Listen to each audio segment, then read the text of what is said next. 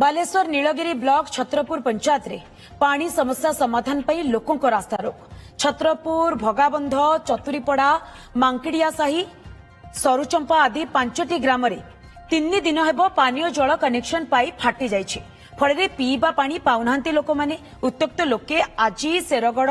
झरणा घाटी 19 नंबर राज्य राजपथ रास्ता अवरोध सह उत्तेजना देखा मिली। घटनास्थल में आरडब्ल्यूएसएस जेई एवं सरपंच पहुंची लोकों को बुझासुझा करने को उद्यम करथिले। तेबे जेई को लोके अटक रखिथिबा सूचना मिली। लोकंकर एकाजित पानी न आसिबा पर्यंत जेई जाई परिबे नाही। फल घटनास्थल में उत्तेजना देखा देछि। तेबे संपर्क में अधिक सूचना पाई नीलगिरी प्रतिनिधि विश्वंबर दास आम सहित फोन लाइन जोड़ी होती। विश्वंबर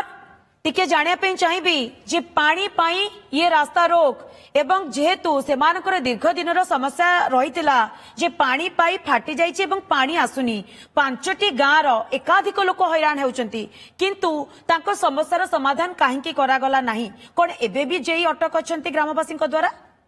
निश्चित भाव में मंदाकिनी ये सब पुंजीभूतर पूर्वर आक्रोशर शिकार बर्तमान गोटे प्रकार जय होती कहीं पूर्वर अनेक थर ग्रामवासी प्रतिक्रिया आम नौलु अनेक थर से सबुठी रिक्वेस्ट कर से जो पानी पाइप फाटी तुरंत मरामती करने तेरे ये नहीं कौन कर्णपात कहीं करना जहाँफल आज राजरास्ता को ओह्लैंट राजरास्ता को ओह्लैवा सहित जदिव बा रास्ता बर्तमान यातायात रास्तार उठी किंतु गोटे प्रकार जेई से गोटे प्रकार फसी जाइए। तेबे जेते पर्यंत विद्युत न आसीबो जहाँ जेई प्रतिक्रिया भी आम शुणुलु जेते पर्यंत विद्युत न आसीबो एवं पानी न चलेगी पाइप फिटिंग कर आसबे सेते पर्यंत सी सेटारे रहिबे कहीं लोक मान कहीं पूर्वर जिते अनेक थर से प्रतिश्रुति देते कि काम होना जहाँपाई आज लोक मैंने भाव में गोटे दाबी रखिंट। तेज मोटामोटी भाव में जदि आम कह बर्तमान जेई सेठारे पाइप लगौंट लगेला पानी बर्तमान जेहेतु विद्युत ना तेणु पानी आसीपारुनी पानी फ्लो है ही से आज आसीपारे से लोक मान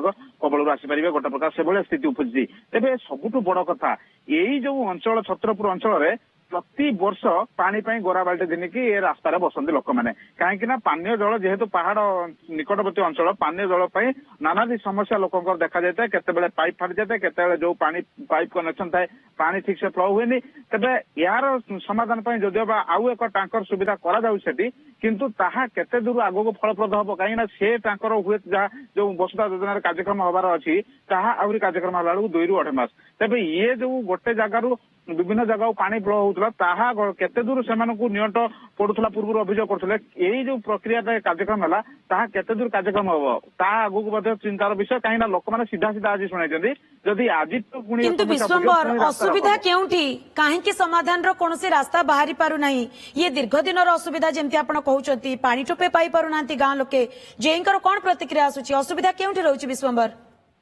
देखो ये गोटे जदि मुख्य समस्या ए भितर जदि आम जहाँ अनुमान करुचु आम जहाँ आकलन करुचु जे अंचल ड्रो डाउन रही है कहीं गरम दिन में पानी बहुत भूतल जल स्तर कमी जाए जेहेतु पहाड़ी उच्चा अंचल पानी स्तर जल स्तर कमी जाए जेहेतु भूतल में तेणुक लोक मैंने जो जहाँ वर्षा दिन में जो सब पानी संग्रह करते ट्यूबवेल नलकूप जहाँ भी थाए ताहा गोटे प्रकार अचल हो जाए गरम दिन में तेज ये तो गरम आरंभ हवा स्थिति है एजावत माने प्रारंभिक जो ग्रीष्म आसबार संभावना को पूर्वर एभली एक जो स्थिति उपजी गोटे प्रकार पानी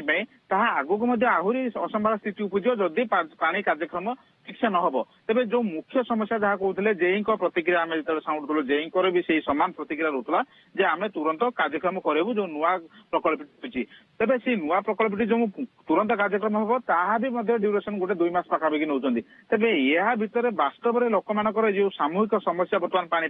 सी दूर हम तो कहीं सी जदि दूर न हम ये जो 19 नंबर राज्य राजपथ जहाँ बालेश्वर मयूरभंज उदुला को संजोग करुच्ची ये राज्य राजपथ अवरोधर छवि पूर्व अनेक थर आम देखीचु से अंचल लोक मानकर कहीं से अंचल लोक मानकर पानीय जल समस्या विभिन्न समय ही देखा मिलता है जो समय लोक मैंने गोरा बाल्टी नहीं राजरास्ता को लेता तेज ये जो आज तो सामूहिक समस्यार समाधान बर्तमान गोटे प्रकार जेई सेटार अटक रही पर्यटन लोक मानकर समस्यार समाधान होती तेज ये समस्यार समाधान पर पूरा ଟୋଟାଲ ସମସ୍ୟା ସମାଧାନ ହବ ତାହା ବି କହିବା ଗୋଟେ ପ୍ରକାର ଭୁଲ ହବ କାହିଁକିନା ଉପର ମୁଣ୍ଡରେ ପାଣିକୁ ପହଞ୍ଚିବା ଗୋଟେ ପ୍ରକାର ସେଠି କ୍ରିଟିକାଲ ହେଇଯାଉଛି ଲୋକମାନଙ୍କ ପାଖରେ ପାନୀୟ ଜଳ ସୁବିଧାରେ ପହଞ୍ଚିବା ତେଣୁକରି ଆଗକୁ ଲୋକମାନଙ୍କର ଆକ୍ରୋଶର ଶିକାର ହୁଏତ ପ୍ରଶାସନିକ ଅଧିକାରୀ ମାନଙ୍କୁ ପଡିପାରେ ଯଦି ସଠିକ ଢଙ୍ଗରେ ସେଠାରେ ପାଣି ନ ପହଞ୍ଚେ କାହିଁକିନା ଇଏ ପାଣି ଯେ କଣ ଏକ୍ଜାକ୍ଟଲି ଆକ୍ସନ ନେଉଛନ୍ତି ଲୋକଙ୍କ ନିକଟରେ କିଭଳି ଭାବରେ ପାଣି ପହଞ୍ଚା ଯାଇ ପାରୁଛି ସେ ସ୍ଥିତି ଉପରେ ଆପଣ ନଜର ରଖିଥାନ୍ତୁ ବିଶ୍ୱମ୍ବର ବହୁତ ବହୁତ ଧନ୍ୟବାଦ ଆପଣଙ୍କର तमाम सूचना पाए।